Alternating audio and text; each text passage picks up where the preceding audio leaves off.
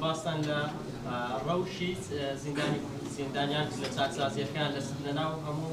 زیندانی کراوانە کەیسی شێوان شێوانیمان هەیە زیندانی کراوە زۆر بازدەوە دەکرێت کە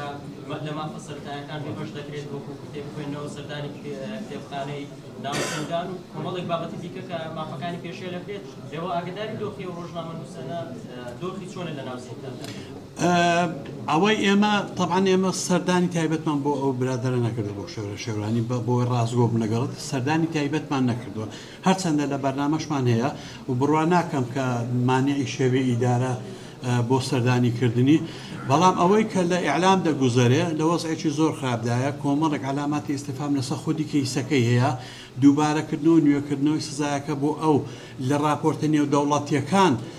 ئیشارەتی پێکراوە کە ئەوە شتێکە سابقەیەکی زۆر مەترسیدارەکەواتە مادام لە راپۆرتە نێودەوڵەتیەکان تەقیمی وەزعەکەی کرا بەو وەزع خراپە ئەو کاتە تەقاریری ئێمە ئەو قووەتەی نابێ چونکە مادام گەیشتە بابەتێکی نێودەوڵەتی مادام سەفارەت و قونسولات لەسەریات نەگۆ واتە ئەو کەیسە زۆر لەوە گەورەتر کە من بتوانم لێرە بە 2 دقیقە و 3 دقیقە گزارشی لێ بکەم و وەسی بکەم کۆمەڵێک ڕێکارکراوە بەرامبەری کۆمەڵێک ئەوە کراوە بەڵام ئەوە پەیوەندی بە چاکسازیهێنی ئەو شتانە پەیوەندی بە قەزا و بەش بەو جیهاتانەوە کە تحقیقی لەگە دەکەن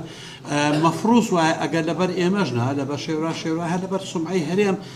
دووبارە محاکەمە بکرێتەوە ئەو چکە هەتا ئوموم متحیدەش بۆ خۆی ملاحەزاتی جەوهەری هەبووە لەسەر شێوازی بەڕێوە چوونی دادگایەکە و ئەو هەتا ئەو کەمیە حکومەی کە دراویشە پێیان وایە زۆر زیاتر لەو